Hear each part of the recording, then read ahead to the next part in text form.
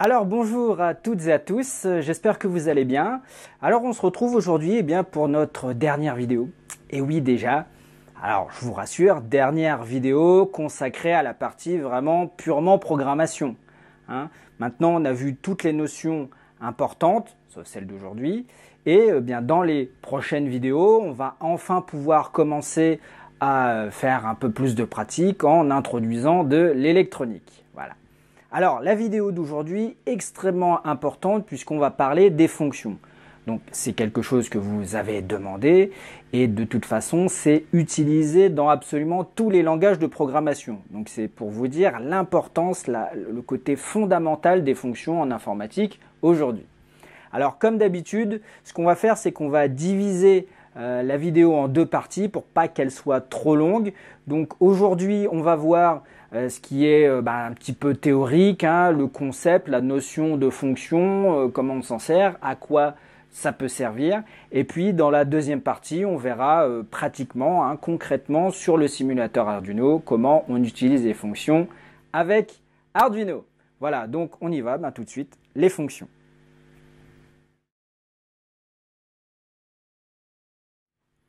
Alors, première question, qu'est-ce qu'une fonction ?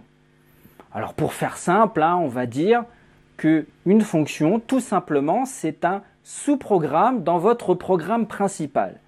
Vous allez pouvoir utiliser ces fonctions quand vous le voulez et vous pouvez créer autant de fonctions que vous voulez. Bien sûr, tant que vous avez de la place disponible en mémoire. Alors, deuxième question, à quoi ça sert ces fonctions ? Donc c'est ce qu'on va voir aujourd'hui dans le restant de cette vidéo. Et puis pour ça, comme d'habitude, on va faire une analogie pour essayer de simplifier le problème. Alors aujourd'hui, je vous propose de faire un peu de cuisine. Parce que finalement, un algorithme en programmation, ça ressemble un peu à une recette de cuisine. Quand vous voulez préparer un plat, vous allez manipuler des ingrédients en suivant des instructions pour arriver au plat que vous voulez. Et un programme en informatique, on fait un petit peu la même chose. On va manipuler des variables en exécutant des instructions pour arriver au résultat qu'on souhaite. Voilà. Donc ce que je vous propose aujourd'hui, c'est de regarder un petit peu une recette de mini pizza, quelque chose de simple. Donc vous voyez l'image apparaître à l'écran.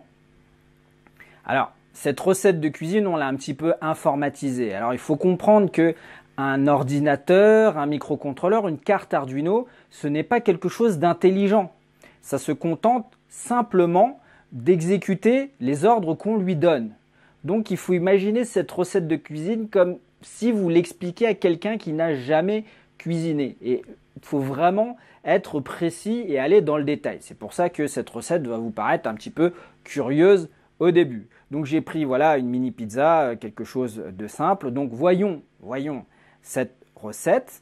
Donc cette recette, la voici. Donc c'est pour 5 mini pizzas. Alors vous avez ici les ingrédients et puis ici les instructions. Alors vous concentrez pas sur est-ce que mes ingrédients sont bons, est-ce que la recette est bonne. On n'est pas vraiment en train de faire de la cuisine.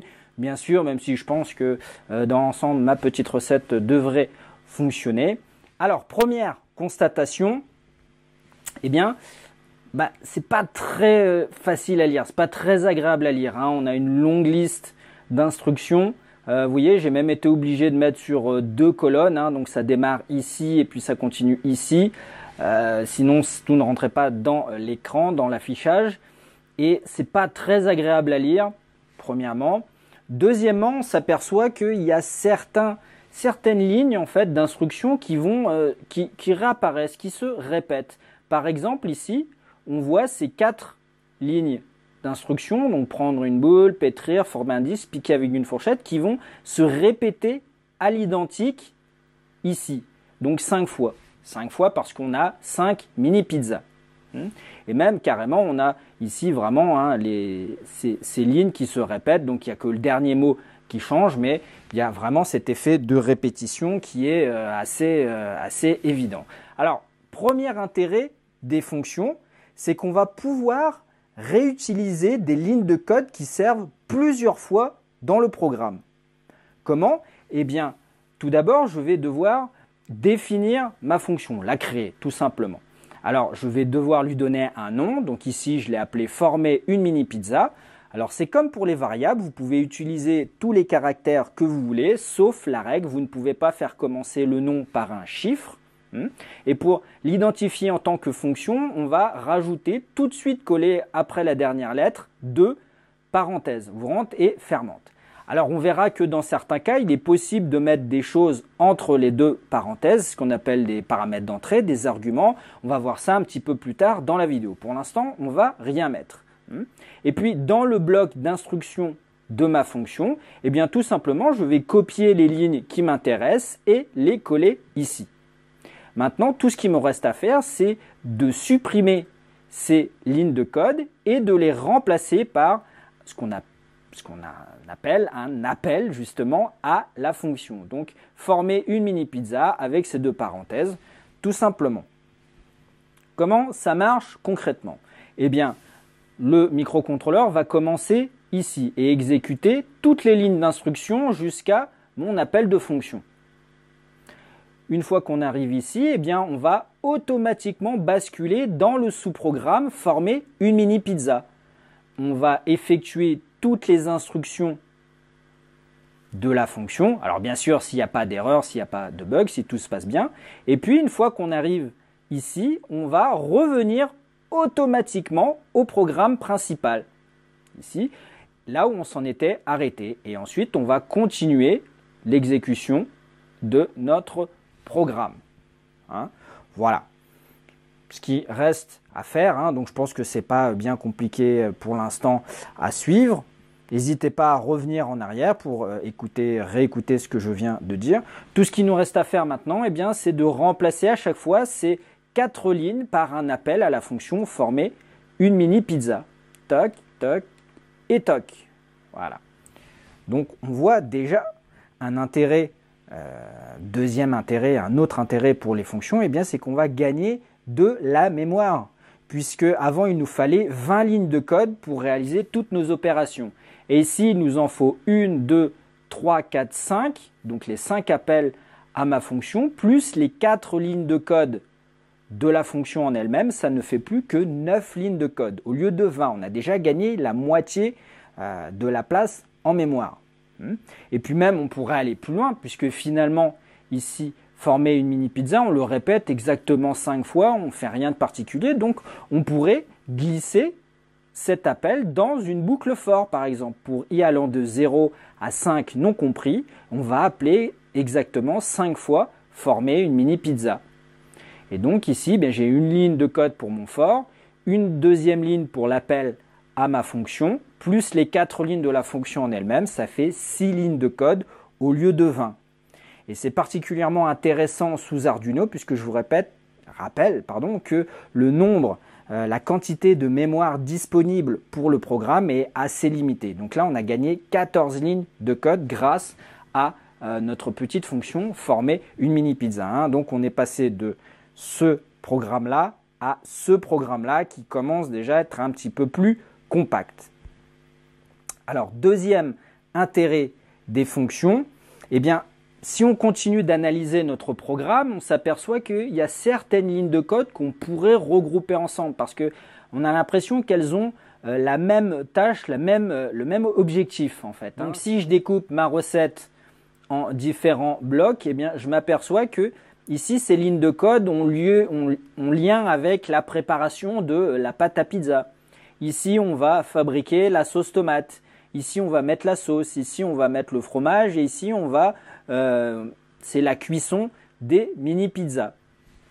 Donc, deuxième intérêt des fonctions, eh bien, c'est d'organiser, de structurer plus logiquement votre programme. Comment? Eh bien, pour chaque bloc de lignes de code qu'on a identifié, on va créer autant de fonctions.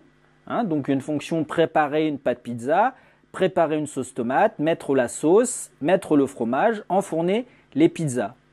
Et maintenant, tout ce qui reste à faire, eh bien, c'est remplacer toutes ces lignes de code par l'appel à la fonction correspondante, ce qui nous donne ceci. Donc, on a gagner énormément de place au niveau du programme principal. Donc préparer une pâte pizza, préparer une sauce tomate. Même ici, cette boucle for, dans l'absolu, on pourrait, rien ne nous interdit de la placer dans une nouvelle fonction que j'appelle dresser les pizzas, qui se trouve ici, qui inclut la boucle for. Et vous voyez que c'est absolument pas un problème d'appeler une fonction dans une autre fonction. Tout ça est géré automatiquement par le microcontrôleur qui va gérer l'imbrication des fonctions les unes dans les autres. Et à chaque fois qu'on finit une fonction, eh bien, on va revenir à la fonction appelante, la fonction supérieure. Tout ça est fait automatiquement. Vous n'avez pas, vous, à le gérer. Donc, vous voyez que maintenant, notre recette, quelque part, elle est beaucoup plus lisible. Et c'est important. Pourquoi? Pour plusieurs raisons. Notamment, d'abord, si vous travaillez avec des collaborateurs. Même au premier abord, même s'ils ne savent pas en détail ce que fait votre programme, eh bien, si vous avez choisi des noms de fonctions clairs, logiques et parlants, eh bien, on voit de quoi il est question. On peut suivre en fait les étapes de votre programme. C'est important pour vous aussi, lorsque vous allez vouloir débugger votre programme, le maintenir, l'optimiser ou tout simplement changer son comportement. Puisqu'ici maintenant on fonctionne par étapes, vous voyez que je ne fais absolument aucun calcul dans mon programme principal. Toutes les opérations sont faites dans des fonctions. Si maintenant ma recette, je veux la changer, je ne veux plus de fromage sur mes mini pizzas, je n'ai qu'à commenter l'appel à la fonction mettre le fromage. Et on va passer directement de mettre la sauce à enfourner les pizzas. C'est comme si j'avais commenté toutes ces lignes de code. Mais je le fais en une seule fois ici grâce à ce commentaire de l'appel. Alors, au contraire, si maintenant je veux double ration de fromage, il suffit d'appeler 2 fois la fonction mettre le fromage. Donc il faut vraiment essayer d'écrire vos programmes de cette façon dans votre boucle principale, dans votre loop. Ne faites que des appels à des fonctions, ne faites que la logique, les étapes de votre programme. Évitez de mettre des calculs puisque ça risque de tout simplement de compliquer votre programme. Pourquoi? Parce que imaginons maintenant que je ne veux plus faire des mini pizzas à la tomate mais à la carotte. Eh bien, il va falloir que j'aille modifier dans tout mon programme, toutes les apparitions de tomates par carotte. Alors ici, le programme est simple, c'est pas très compliqué, mais imaginez un programme plus complexe, un programme de robotique par exemple. Si vous voulez changer un des paramètres de votre programme et que vous devez aller le modifier dans tout le programme, eh bien vous risquez d'en rater ou d'introduire des bugs tout simplement. Et puis si dans votre recette vous apercevez que finalement à carotte ça vous plaît pas, vous voulez revenir à la tomate, il va falloir faire exactement le chemin inverse et remodifier toutes les apparitions de carotte par tomate. Donc ça c'est pas très efficace, c'est beaucoup de perte de temps en fait. Donc on en arrive au troisième intérêt des fonctions, c'est leur capacité à rendre votre programme plus générique, plus généraliste. On va pouvoir s'adapter à toutes les situations et non pas écrire le programme pour un cas particulier. Ici, vraiment, on est dans le cas particulier de 5 mini pizzas à la tomate et au fromage. Si je veux changer ça, je le répète, il faut que j'aille modifier tous les endroits du programme où j'ai des quantités et où j'ai de la tomate qui apparaît. Alors comment on va procéder pour rendre le programme plus générique grâce aux fonctions. Alors, pour ça, concentrons-nous sur cette unique fonction que j'avais appelée préparer une sauce tomate. Je vais modifier cette fonction. D'abord, je ne vais plus l'appeler préparer une sauce tomate, mais préparer une sauce. Et entre les parenthèses de ma fonction, je vais ajouter ce qu'on appelle un paramètre, un argument, qui prend la forme d'une variable. Alors, je choisis le type que je veux. Ici, ça sera chaîne de caractères et je l'appelle légume. Et en fait, c'est une variable temporaire qui n'existe que dans le bloc d'instruction de ma fonction. Tout le restant du programme n'a pas accès à cette variable légume. Maintenant, comment je fais? Eh bien, tout simplement, je vais remplacer toutes les occurrences de tomates par ma variable légume. Alors ici, légumes est au singulier parce que mon nom de variable est au singulier. Ce n'est pas une faute de grammaire de français. Alors voyons comment fonctionne ce système de paramètres d'entrée des fonctions. Revenons à notre programme principal. Vous vous souvenez, on préparait une pâte pizza, on préparait une sauce tomate et ainsi de suite. Maintenant, ma fonction préparer une sauce tomate n'existe plus. Donc il faut que je change son nom et je vais donc préparer une sauce tout court. Mais entre les parenthèses de ma fonction, maintenant je vais devoir entrer l'argument, une chaîne de caractères ici qui va être tomate. Et lorsque le microcontrôleur va appeler ma fonction préparer une sauce avec l'argument tomate, eh bien c'est comme si tomate était copié dans ma variable temporaire légumes. Donc légumes contient la chaîne de caractères tomate. Et dans l'exécution de ma fonction, à chaque fois que le microcontrôleur va rencontrer la variable légumes, il va le remplacer par son contenu. Et donc je vais éplucher les tomates, les couper en deux, enlever les grains et hacher les tomates. Donc ça ne change rien à ce qu'on a vu tout à l'heure. Mais maintenant, si à la place de tomates, je mets des carottes, ici, dans l'appel de ma fonction, eh bien, légumes, cette fois-ci, va contenir 40. Et à chaque fois que je vais rencontrer légumes, on va remplacer légumes par son contenu. Et maintenant, je vais éplucher les carottes, les couper en deux, enlever les grains et hacher les carottes. Ouais. Donc tout ça est fait automatiquement pour moi grâce à ce mécanisme d'entrée, de passage d'arguments. Bon, alors pour être complet, ici ce qu'on fait c'est un passage par valeur. Mais il y a une deuxième technique qui s'appelle un passage par référence. C'est-à-dire qu'on ne va pas créer cette variable temporaire ici, on va directement manipuler la variable que l'on a mis dans l'appel de la fonction. Alors ça je ne vais pas en parler ici parce que ça fait appel à la notion de pointeur que j'ai largement et délibérément évité jusqu'ici parce qu'on n'en a pas vraiment besoin en Arduino. Même si les pointeurs c'est quelque chose de très important dans les langages de type C et toute la famille, mais en Arduino c'est un petit peu facultatif, on peut s'en passer, donc voilà, je vous le dis pour référence, mais je ne vais pas détailler plus. Alors ici on a créé une fonction avec un argument, mais on peut en mettre autant qu'on veut des arguments. Si maintenant je veux tenir compte de la quantité de mini pizza que je veux réaliser, eh bien il me suffit d'ajouter ici une virgule après légumes et d'ajouter une nouvelle variable, donc ici de type entier que j'appelle quantité. Alors pour la recette, tout ce que je fais en fait, c'est que je calcule un facteur de proportionnalité par rapport à mes quantités pour 5 mini pizzas et puis à chaque fois que j'ai des ingrédients, je vais les multiplier par ce facteur de proportionnalité. Voilà, tout simplement. Alors comment ça marche en pratique? Eh bien maintenant dans mon programme principal, je ne vais plus préparer une sauce de tomate, mais je vais préparer une sauce de tomate pour 5, donc je rajoute 0,5 dans l'appel à ma fonction. Et comme tout à l'heure, ce qui se passe, c'est que quand cette fonction va être exécutée, eh bien c'est comme si la chaîne tomate était copiée dans la variable légumes et ma quantité numérique entière 5 dans quantité. Donc quand le microcontrôleur va exécuter le programme, on va remplacer quantité et légumes par leur contenu et on va se retrouver donc avec la recette qu'on avait tout à l'heure, éplucher les tomates, couper en deux, enlever les grains, hacher les tomates sans changer les quantités puisque proportion vaut 1. Mais maintenant l'intérêt c'est que si je ne veux plus faire des tomates pour 5 mais des carottes pour 10 mini pizzas, il me suffit de changer ici la chaîne de caractères et la valeur numérique ici.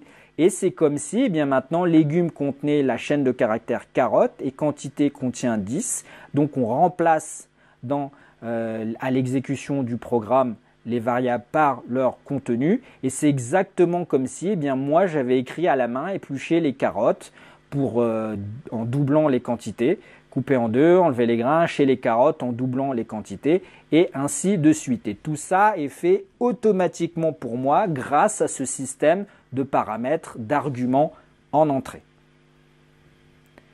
Alors remarque importante, c'est que la fonction préparer une sauce avec un argument est complètement différente, dissociée, indépendante de la fonction préparer une sauce avec deux arguments. Dans mon programme Arduino, je peux absolument définir cette fonction et cette fonction-là sans aucun problème. Alors, ce qui va se passer, c'est que si jamais j'appelle la fonction préparer une sauce avec un argument, c'est cette fonction-là qui sera exécutée. Et si j'appelle préparer une sauce avec deux arguments, eh bien c'est celle-ci qui sera exécutée. Donc malgré que les deux fonctions ont le même nom, elles n'ont pas le même nombre d'arguments, donc ce sont deux fonctions différentes. Donc là, c'est une première étape par rapport aux entrées. Voyons maintenant les sorties, ce qui est peut-être le point le plus délicat de cette vidéo. Revenons sur notre première fonction, former une mini pizza. Alors, on prend une boule de pâte, on pétrit, on forme un disque, voilà, qui n'est pas très précis parce qu'on ne sait pas de quelle taille doit être le disque.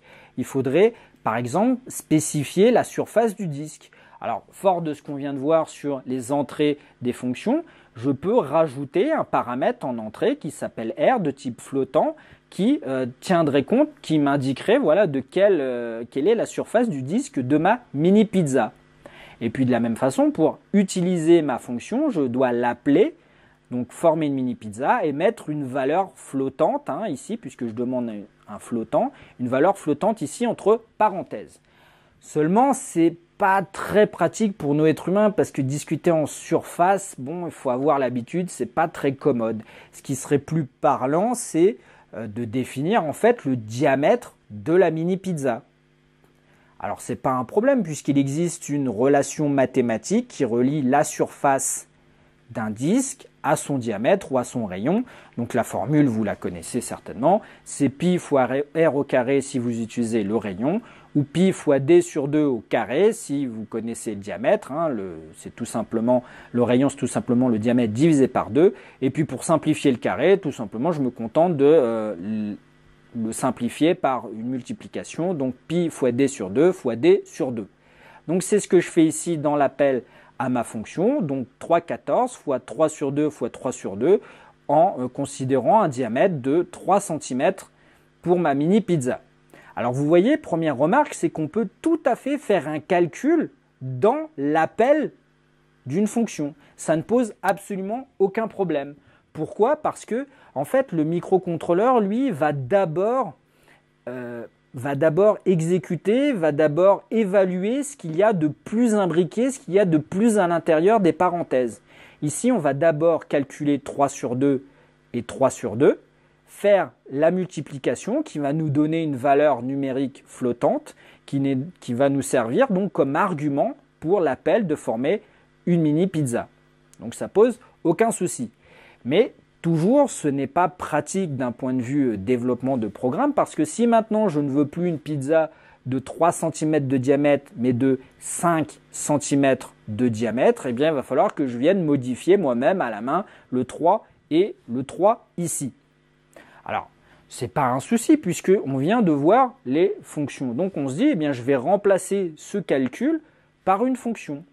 Donc ce que j'ai fait, c'est que j'ai créé une nouvelle fonction qui s'appelle RDisk et qui prend comme paramètre un nombre flottant que j'appelle diamètre, qui va me permettre bien de calculer la surface de mon disque et maintenant pour n'importe quelle valeur flottante que je vais donner en paramètre. Donc l'idée c'est, on va appeler la fonction RDisk et puis ici mettre la valeur que l'on veut et automatiquement, eh bien, on va calculer l'aire correspondante. Seulement le problème c'est que la façon dont la fonction est écrite ici, eh bien, elle est ce que j'appelle en mode script. C'est-à-dire qu'on va exécuter toutes les instructions dans la fonction, mais tous les calculs qu'on fait sont perdus. Ils ne sont pas sauvegardés. Si je veux récupérer la valeur d'air pour ma fonction former une mini pizza, je dois changer un petit peu ma fonction et rajouter en toute fin de fonction le mot-clé return ici est suivi d'une variable. Et maintenant, grâce à cette syntaxe, grâce à cette instruction return, eh bien, le programme sait qu'il faut stocker, préserver, mettre à disposition, retourner le contenu de la variable R. Et pour ça, il faut maintenant que je spécifie devant le nom de ma fonction, quel est le type de la variable retournée par ma fonction. Ici, R est de type float, donc ma fonction doit être de type float. Oui. Voyons un exemple pour que ça soit bien clair, pour être sûr qu'on ait bien compris ce qui se passe. Ce que je vais faire, c'est que je vais remplacer mon calcul, ici, par ma nouvelle fonction RDisk en de3, par exemple. Alors, deuxième constatation, vous remarquez que ça ne pose absolument aucun problème d'appeler une fonction dans l'appel d'une autre fonction. Pourquoi? Je le rappelle, eh bien, le microcontrôleur évalue d'abord ce qu'il y a de plus imbriqué, ce qu'il y a de plus à l'intérieur des parenthèses. Donc on va évaluer 3,0, mais c'est une valeur. On va ensuite exécuter RDisk. Donc toujours le mécanisme des arguments, des paramètres d'entrée. 3 va être copié dans diamètre, ce qui va me permettre de faire le calcul d'R. L'application numérique nous donne 7,065. Mais comme j'ai demandé au programme de me retourner la valeur de R, eh bien c'est comme si j'avais écrit former une mini pizza de 7,065. On va remplacer RDisk de 3 par la valeur calculée ici, 7,065. C'est comme si moi-même je l'avais écrit à la main. Et donc 7,065, lui, va être envoyé dans la variable R, ce qui va me permettre de former un disque de 7,065 cm². Deuxième exemple, pour vraiment être sûr que tout est bien clair, si maintenant je calcule, je veux une pizza de 5 cm de diamètre, et bien pareil, 5 va être copié dans diamètre, je fais le calcul, l'application numérique me donne 19,625, cette valeur est stockée, retournée, mise à disposition du reste du programme, et c'est exactement comme si j'avais écrit à la main former une mini pizza de 19,625. Mais tout ça est fait automatiquement pour moi. Moi, ce que j'ai écrit dans mon programme, c'est ça, mais à l'exécution, c'est comme si j'avais écrit ça. Donc voilà la partie un petit peu subtile de la vidéo. Bien sûr, on va revoir tout ça en pratique dans la simulation, dans la deuxième partie. Alors on peut avoir l'impression que c'est compliqué les fonctions parce qu'au début on pense qu'il y a 25 types de fonctions justement à maîtriser, alors qu'en fait c'est beaucoup plus simple que ça. On va se faire un petit tableau récapitulatif des différentes possibilités pour les fonctions. On a d'abord d'un côté donc ce que j'appelle moi les fonctions en mode script qui ne retournent pas de valeur. Donc, on se contente d'exécuter des instructions et à la fin on ne garde aucun résultat. Donc on identifie ces fonctions grâce, ici il faut impérativement mettre le mot-clé void devant le nom de la fonction et vous voyez qu'ici il n'y a pas l'instruction return. Donc ici c'est une fonction qui ne prend pas de paramètres en entrée, mais on peut très bien créer une fonction void, donc une fonction script qui prend un ou plusieurs arguments en entrée et toujours vous notez qu'il n'y a pas le mot-clé return ici. Au contraire, on a les fonctions en mode retour, j'appelle ça comme ça, qui elles vont renvoyer une fonction à la fonction appelante supérieure. Donc ici pour l'exemple, je vous ai mis une fonction de type booléenne. On peut mettre absolument le type que l'on veut et même dans l'absolu, si vous créez des objets vous-même, vous pouvez créer des fonctions qui ont le type de cet objet, ce n'est pas du tout un problème. Alors là pour l'exemple, je vous montre à quoi ça peut servir un type booléen dans une fonction. L'idée c'est de vérifier que la fonction s'est bien déroulée, c'est bien terminé. Donc pour ça je crée une variable que j'appelle success qui vaut vrai. On va exécuter nos lignes d'instruction et lorsqu'on arrive à return, on arrête immédiatement l'exécution de la fonction et on va renvoyer à la fonction supérieure, au programme principal, la valeur de success. Comment on peut s'en servir? Eh bien, par exemple, on peut mettre la fonction mettre la sauce dans un if puisqu'elle est de type booléen, donc ça peut servir dans un test conditionnel. Et si tout s'est bien passé dans ma fonction mettre la sauce, eh bien on va exécuter ce bloc d'instruction. Si jamais il y a eu un problème, on va passer dans le else et par exemple ici je peux mettre un message d'erreur. Voilà. C'est un petit exemple qu'on reverra, ne vous inquiétez pas. Donc ici, cette fonction n'a pas de paramètres en entrée, mais on peut très bien avoir une fonction en retour avec un ou plusieurs paramètres en entrée. Voilà.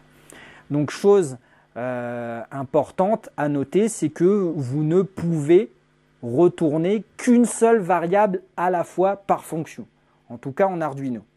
Ouais. Si vous avez besoin de récupérer 3, 4, 5, 15 variables, ce n'est pas possible. Vous ne pouvez renvoyer qu'une seule variable ici. Alors l'astuce quand même, c'est que si vous avez 1, 2, 3, 15 valeurs à récupérer, vous pouvez stocker ces valeurs dans un tableau et retourner ce tableau. Le tableau compte comme une seule variable. Alors ça, ce sont des données du même type. Si ce sont des données de types différents, genre des entiers, des flottants, des chaînes de caractères, tout ça, va falloir fabriquer vos propres objets, vos propres types. C'est un petit peu plus complexe, mais c'est possible. Il y a moyen de passer autour de cette restriction d'une seule variable retournée par fonction. Donc voilà, avec ce petit tableau, on s'aperçoit qu'en fait, il n'y a que 4 possibilités pour les fonctions qui sont en fait des cas particuliers de cette fonction générale, on va dire. Voilà. Donc maintenant, je me suis amusé en fait à réécrire notre recette en tenant compte de tout ce qu'on vient de voir sur les entrées et les sorties.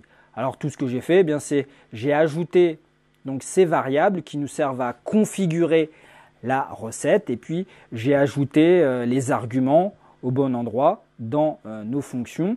Alors ici, petit exemple de la façon d'utiliser la valeur retour en fonction des fonctions.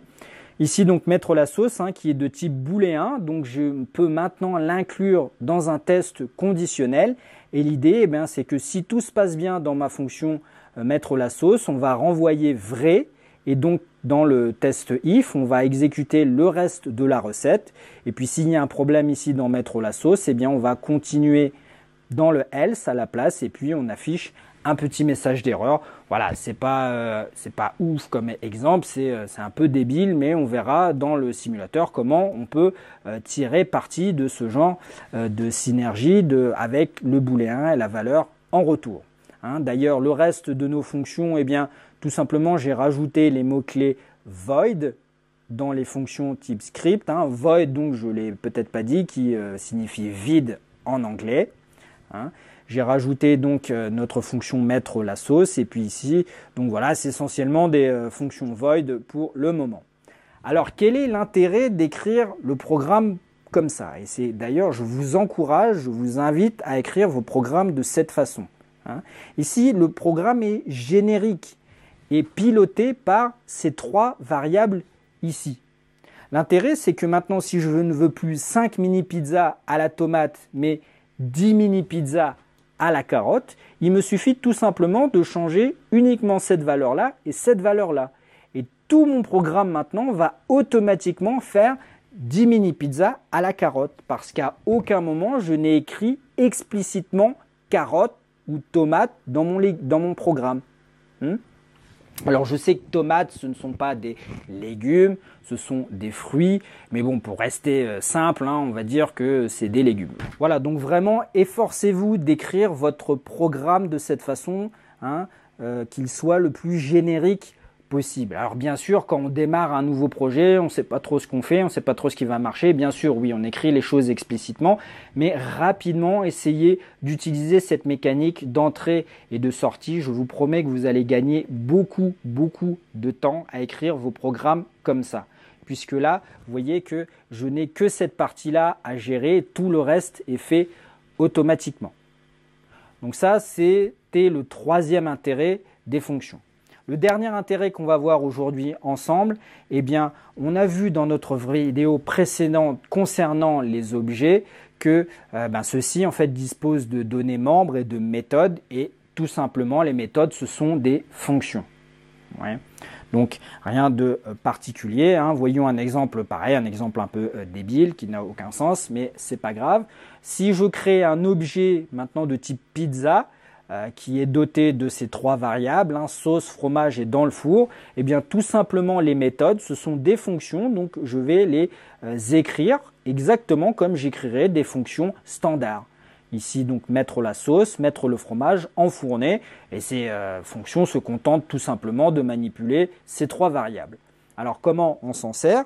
Eh bien tout simplement dans notre programme principal, on va créer une nouvelle instance de notre objet pizza à travers une variable que j'appelle pizza1 et on va appeler nos méthodes, nos fonctions grâce à cette syntaxe, donc objet.méthode, donc objet.fonction, et cette ligne de code en fait va tout simplement exécuter cette fonction mettre la sauce et exécuter seulement celle-ci. La deuxième ligne pizza1.mettre le fromage va exécuter cette fonction-là et bien sûr vous l'avez compris, enfourner va exécuter cette fonction-là. Donc rien de plus, c'est la même chose. Après les entrées, les sorties par rapport aux fonctions. Ici on peut mettre des paramètres d'entrée. Ici on peut renvoyer le type de données que l'on veut. Donc rien de plus par rapport aux fonctions standards. C'est pas très compliqué. Ce qui est plus difficile en fait, c'est que lorsque vous allez commencer à utiliser votre Arduino, vous allez sans doute acheter de l'équipement, des capteurs, des drivers, ce que vous voulez. Et pour vous aider, eh bien, le fabricant vous propose des fichiers à télécharger. C'est ce qu'on appelle des bibliothèques. Et en fait, ce sont les plans de construction d'objets qui vont vous servir à gérer, à manipuler votre matériel. Et la difficulté, en fait, c'est de comprendre comment fonctionnent ces objets, dans quel ordre vous devez appeler les méthodes, quels sont les paramètres, les arguments à respecter. Ça, c'est pas toujours bien clair comment ça fonctionne. Donc, on va passer beaucoup de temps dans la littérature, à lire les forums, à chercher des tutoriels. Mais bon sang, comment on se sert de ce capteur, par exemple. Voilà, c'est un petit peu ça la vraie difficulté. Mais par rapport aux méthodes, il n'y a rien de plus compliqué que par rapport aux fonctions standards. Voilà, donc une vidéo un petit peu théorique, un petit peu longue, pas forcément très passionnante, mais je tenais vraiment à ce qu'on fasse le tour des utilisations des fonctions en Arduino en tout cas. Donc en résumé, ce qu'on a vu, eh bien, c'est que les fonctions, ce sont tout simplement des sous-programmes que vous allez appeler quand vous le voulez, quand vous en avez besoin. Vous pouvez appeler des fonctions dans des fonctions et vous pouvez appeler des fonctions dans des appels de fonctions. Tout ça est géré automatiquement par le microcontrôleur. On a vu ensuite l'intérêt des fonctions, eh bien, c'est de pouvoir réutiliser des lignes de code qui vont servir plusieurs fois dans le programme. Mieux vaut utiliser une fonction de 5 lignes 30 fois plutôt que d'écrire 150 lignes de code. Vous allez gagner beaucoup de temps et puis ça limite les sources d'erreurs parce que maintenant si vous voulez changer votre fonction, il y a un endroit précis où le faire et c'est pas, on va pas courir à travers le code pour rechercher voilà si on veut changer telle variable ou telle variable. Deuxièmement, on a vu que ça permet d'organiser, de structurer votre programme. L'idée, c'est dans la partie principale de votre programme, mettez les étapes sous forme d'appel de fonction, la logique de votre programme. Ne mettez pas de calcul, tout ça, déportez-les dans des sous-programmes, dans des fonctions. Ça va vous aider, vous, à plus facilement débugger votre programme, à le maintenir, à l'optimiser, à changer rapidement la façon dont il fonctionne. Et puis si vous travaillez avec d'autres gens, ils vont pouvoir suivre plus facilement ce que vous faites. On a vu ensuite que les fonctions permettent de rendre plus générique votre code, plus généraliste. On ne va pas écrire le code pour un cas particulier, mais pour tous les cas qui peuvent se présenter. Donc l'idée, c'est bien sûr moins de bugs et puis surtout vous faire gagner du temps une fois de plus.